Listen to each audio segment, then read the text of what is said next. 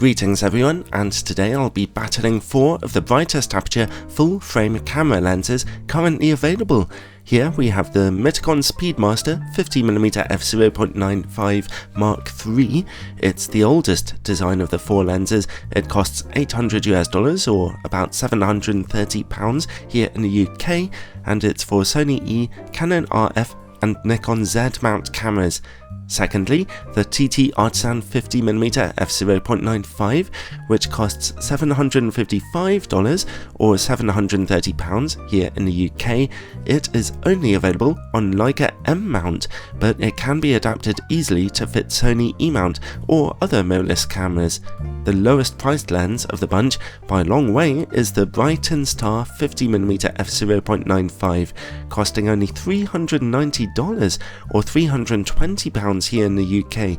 That is an incredibly low cost for a full frame f/0.95 lens, and it comes in a broad range of mounts: Sony E, Canon RF, Nikon Z, Fuji X and L mount cameras too.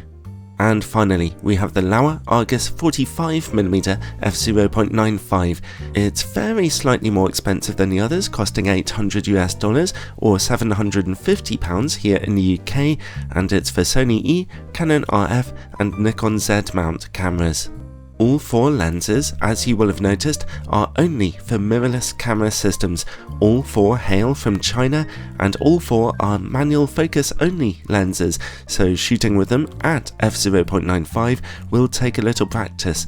I've reviewed each of these 4 lenses in depth, so if you want a little more information than this comparison video offers, then take a look in the description below for links to my reviews. Let's start with the differences in their build quality, and well, they're all quite similar actually. The Mitakon lens is not too big, and it weighs an average 750 grams, its aperture ring turns smoothly, and its focus ring is the most precise of the 3, turning almost 360 degrees, making it the easiest lens to focus. It also offers the deepest lens hood, and that is especially useful as all 4 of these lenses struggle with some pretty serious flaring. The TTArtisan is, I think, the best looking of the bunch, although the Lauer lens is nicely designed too. The TTArtisan is also the lightest of the 4 lenses at only 660 grams, and it has nice gentle clicks on its aperture ring. However, it has a couple of serious issues. No lens hood is available for it, and the focus ring only turns about 100 degrees, so trying to focus this thing can be fiddly. Despite being the cheapest lens, the Brightin Star 50mm f/0.95 is also built very nicely. It looks good and it's fairly small, although at 750 grams it's also a little weighty. Its focus ring turns very smoothly, but only 170 degrees or so focusing at f/0.95 can be just a little fiddly. It has an aperture ring with very strong clicks at every f-stop. I kind of like that, but it won't be ideal for video makers. Also, the design of its built-in lens hood is terrible. It can't be fixed in place, and so it wobbles all over the place while you're shooting, which is kind of annoying. And finally, the Laowa 45mm lens. It's bigger and heavier than the other 3, hopefully that translates into better image quality, but it's another very good looking lens with a very lovely, if rather slim, metallic lens hood.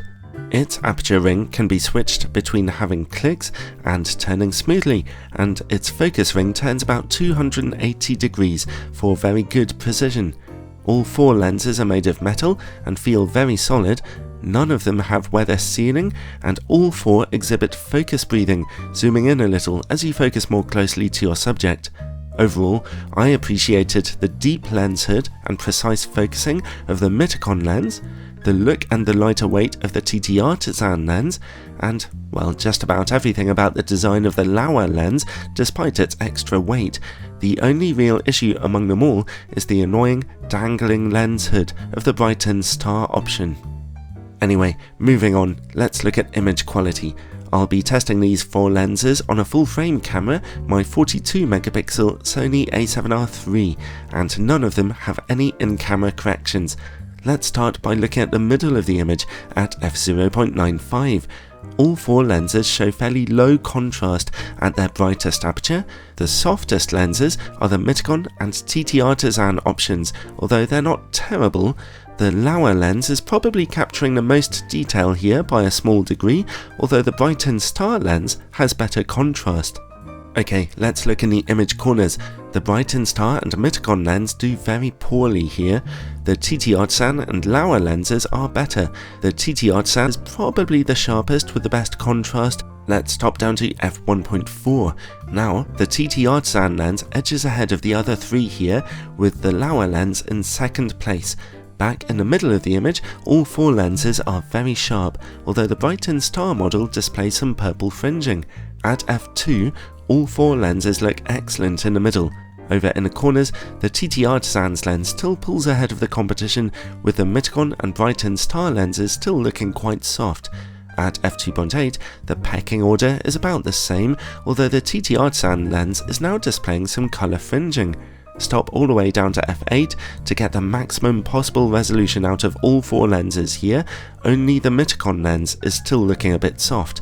The TTArtisan and Lauer lenses are lovely and sharp, although they do display a little colour fringing. And just for the sake of completeness, let's have a look right in the very edges. Here you can see that, right in the very corners, the Lauer lens has a clear sharpness advantage. Wow, well, what do you make of all that? There's nothing simple about the way these 4 ultra bright lenses perform. The sharpest 2 are the TTArtisan and Lauer lenses. The TTArtisan shows a little less colour fringing at its brightest apertures, but the Lauer lens is sharper in the very edges of the image. The Brightin star lens needs to be stopped way down before we get very sharp image quality in the corners, and the Mitakon lens, well, that's showing its age now. Okay, well, let's move on and take a look at distortion and vignetting. The Mitakon and Brightin star lenses show considerable barrel distortion that will be visible in your everyday images. The TTArtisan lens shows pincushion distortion, and the Lauer lens has the least distortion. All 4 lenses show plenty of vignetting at f0.95. Stop down to f1.4, and the Lauer lens has slightly brighter corners than the other 3. Stop down to f2.8, and the only lens with a considerable amount of vignetting left is the TTArtisan option. Overall, the Lauer lens is probably giving the cleanest images here. Now, let's see about close-up image quality. The Mitakon and Lauer lenses both get you just a little closer to your subject than the other 2. When it comes to the image quality close-up, well, there is a very clear winner, as the Lauer lens is the only one not to have its picture quality completely fall apart. Stop down to f1.4 to see the other lenses improve, but the Lauer optic is still miles ahead. At f2.8, the other 3 lenses begin to catch up more, and at f4, only the Mitakon lens is still showing just a little softness, so the Lauer lens is clearly the only option here that was optimized for close shooting, which does greatly increase its usefulness. Now, let's see how these 4 lenses work against bright light. It's a real quagmire of a disaster zone here, as you can see. All 4 lenses are pretty dreadful, although I do have to mark out the Mitakon option for having particularly insane amounts of flaring. The TTArtisan seems to perform just a tiny bit better than the others though.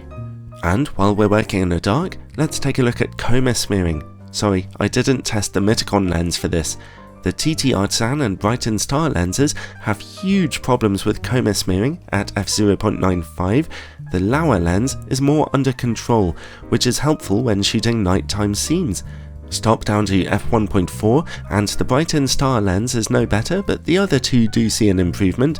Stop down to f2.8 though, and all 3 lenses are much better. In fact, we are starting to see some sun stars here. Let's zoom out and take a better look at them. Stop down to f8, and the Brightin star lens clearly has the best ones, followed by the TTArtisan and then the Lauer. So the Lauer lens has the least coma here, and the Brightin star the worst coma but the best sun stars. Okay, let's take a look at the quality of these lenses bokeh, and I'll tell you right away that all 4 lenses performed remarkably similarly here. They really did. All 4 lenses backgrounds look wonderfully soft when they are deeply out of focus, and all 4 have virtually the same level of cat's eye shaped bokeh balls in their image corners. Quite strong cat's eye shape really. Honestly, there really are no major differences between these 4 lenses when it comes to bokeh quality at f0.95. Overall then, well, you've seen the results. These 4 extremely bright aperture full frame lenses are much more similar than they are different in how they perform, although there are some distinctions. The Mitakon lens is looking dated at this point. It's an old design and it's probably the softest lens and has all the optical weaknesses of the rest of them, although of course it can still get you some nice looking images. The TTArtisan lens is surprisingly sharp at its brighter apertures and is a gorgeous thing to look at. However, like most of the others, its close-up image quality and coma levels are pretty dreadful, and also it suffers from more vignetting than the rest. The Brightin star lens was interesting to me. Its very low price makes it fantastic value for money, so if you're looking for a very low budget lens to kind of play around with, then this could be it. However, as you might expect, its optics generally are not very good, although it does get a bonus point for those impressive sun stars. The Lauer lens is the most expensive of the 4, but it justifies its price tag with some optical distinctions. Its close-up image quality is miles ahead of the other 3, it has the lowest distortion and vignetting, and also lower coma levels for shooting nighttime scenes. It also offers just a little more sharpness right in the very edges of your images. It's clearly the better lens of the 4 optically, although as I mentioned, you do have to pay just a little extra for that advantage. Which one of these lenses would you go for? Let me know in the comment section down below, and like I said before, check out the description below for links to full reviews for even more information should you want it. Ciao for now.